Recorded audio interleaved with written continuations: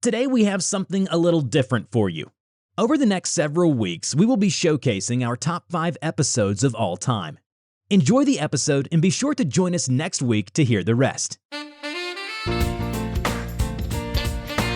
Welcome to How You Livin', a transformative podcast featuring best-selling author, inspirational speaker, and minister, Dr. Rick Rigsby.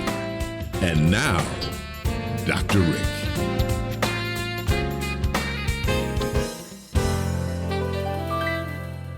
Hello, friends. So glad to be with you today. Got a great topic, a topic that can, I believe, change your life right away. I'm going to talk to you about mindset and developing a positive mindset. And it's something that is well within our reach. It is not something that is mysterious. It is not something that is just for the gifted or the intelligent. It is for absolutely anybody who wants to make a decision to grow your mindset in a positive way. Mindset is inextricably connected to our thinking. It's based on our perspective. Mindset is basically how we think. And this is very important, friends. How we think determines how we view life. Our thinking is based on our experiences, our practices, and our habits. The things I do today determines the habits I will likely have tomorrow, which determines many of the habits that I will proceed on in life with. I have quoted Frank Outlaw numerous times, and I think this is a great opportunity to quote Outlaw again. He said on one occasion, "Watch your thoughts, they determine your words. Watch your words, they determine your actions. Watch your actions, they form your habits. Watch your habits, they shape your character. And watch your character. It's your character that determines your destiny." Where does it begin? It begins in your mind. It all begins with your thoughts. Proverbs in the Holy Scripture says, "As a man thinketh in his heart, so is he." I like what John Maxwell said on one occasion, talking about thinking. He said the greatest gap in the world, he believes, is between successful and unsuccessful people is the thinking gap. The greatest gap in the world between successful and unsuccessful people is the way in which they think, the thinking gap. Maxwell argues that successful people just think very differently, whereas unsuccessful people don't have a lot of time to think. Unsuccessful people tend to be more reactive, which cultivates and encourages poor thinking. Now, reaction is good. Reaction has its place. But in the everyday, simple, mundane episodes of life, you just can't go through life reacting. You have to have solitude. You have to have a time of reflection. It's critical to take some time to just think through things. And that means that you have to have a mindset that is open and willing to learn and to grow. The late Jim Rohn, who was just an amazing person when it comes to business application. Jim Rohn said on one occasion, the mind is like a mental factory. What you see, hear, and read can pour massive ingredients into your life. He said on one occasion, imagine reading the paper and going to work. I'd like to add to that. Imagine reading all the negative news, watching all the negative news, listening to all the negative news, and then trying to do something positive at work or trying to do something productive. And his argument was very simply, select the right ingredients that you fill the mental factory with. It all begins with thought. Be wise, friend, and careful with what you think about. Every day, stand guard at the door of your mind. Decide what goes into that mental factory and what you will determine to be not worthy. For example, crying and complaining and whining and griping, that will ace your day. Look out for things that have the potential to destroy a positive mindset. I really believe that the single most important factor in influencing a person's success this very day is mindset. What you think about consistently has a direct impact on your behavior and not the other way around. So it's important to get this fundamental down pat. We live in a consumer culture, and in that consumer culture, The focus is on what we don't have. The focus is on what we lack. But cultivating a growth mindset is not contingent upon circumstances. It's not even contingent upon what we don't have or what we lack. I hear people say all the time, well, when things get better, I'll get better. Wrong. I hear people say all the time, when I have money, I'll donate to that cause. No, not necessarily. You see, a growth mindset says conditions don't determine my values. Conditions don't determine my behavior. Rather, a mindset does. Let me bring in Stanford psychologist Carol Dweck to help amplify this point, because she wrote an excellent book a few years ago titled Mindset: Changing the Way You Think to Fulfill Your Potential. Dweck's research challenges the belief that intelligent people are born smart. According to Dweck, there are two mindsets that we have.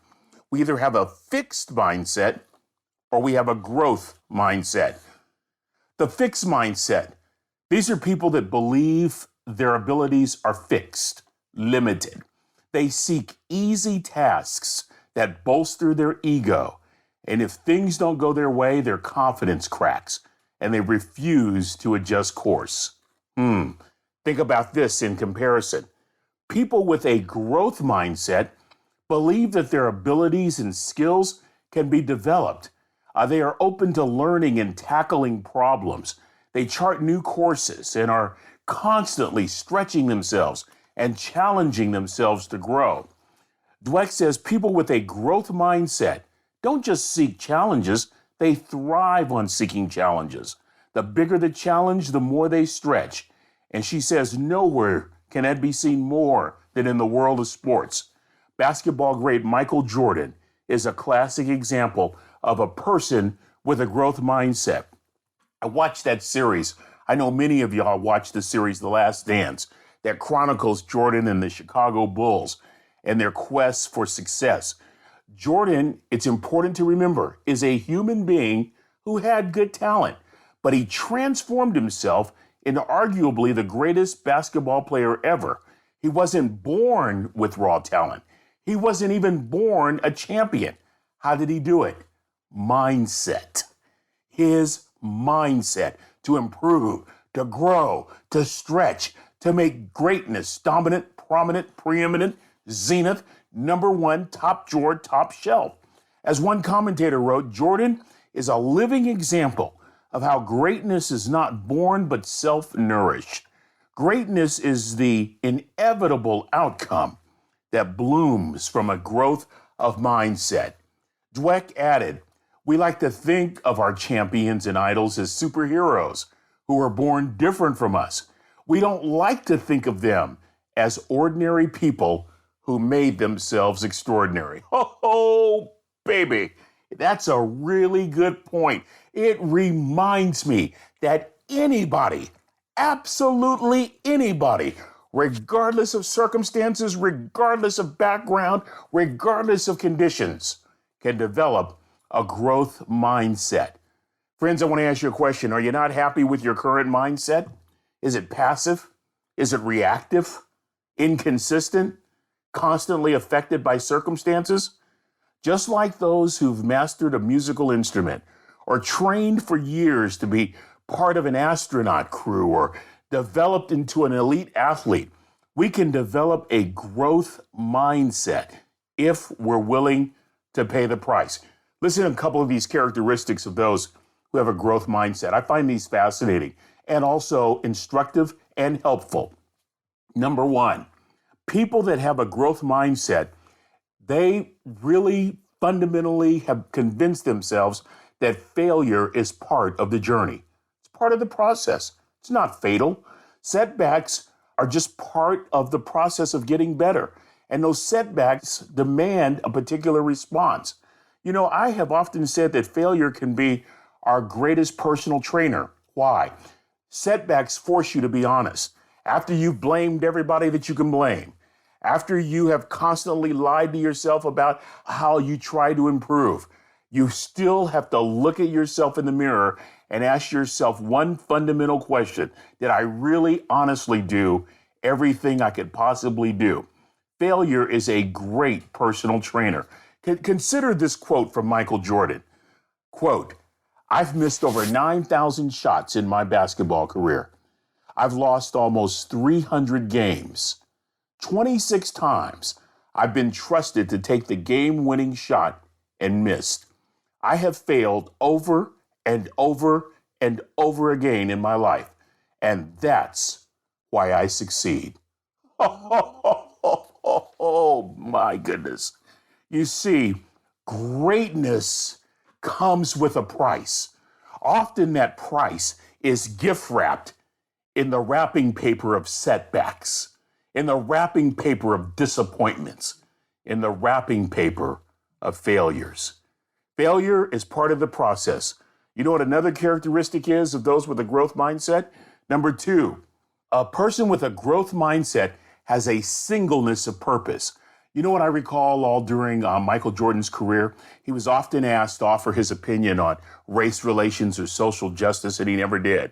He never lent his voice while he was playing to social issues. Now, you can criticize him, you can say whatever you want, but the point is to listen to his response.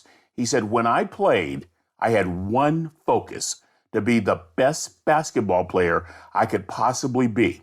All right, so the jury's out. Some judge him, some don't. But here's the point. He had a singleness of purpose.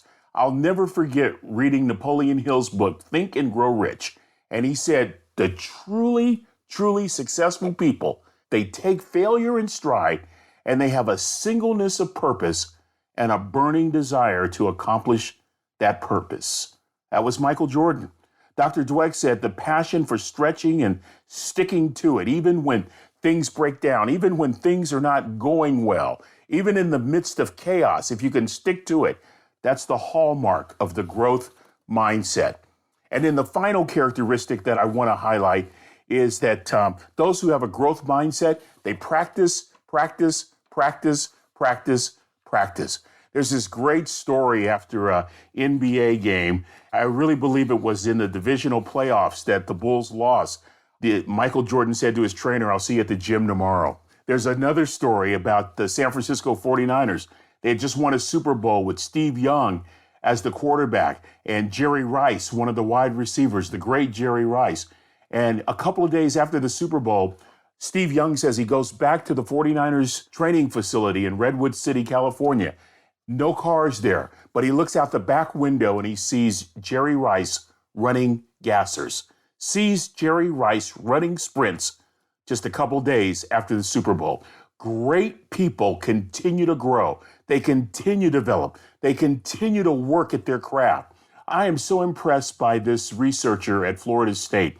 He's a sociologist by training. His name is Emers Erickson, and he looks at extraordinary performance. And he has identified what he calls genius-level performers from all different walks of life, from musicians all the way to athletes. And this is what he concluded. After studying genius-level performances for years, he says it takes a minimum of 10 years of purposeful, intentional, directed practice before you see the first signs of genius. Here's the problem. We live in an outcome-oriented society.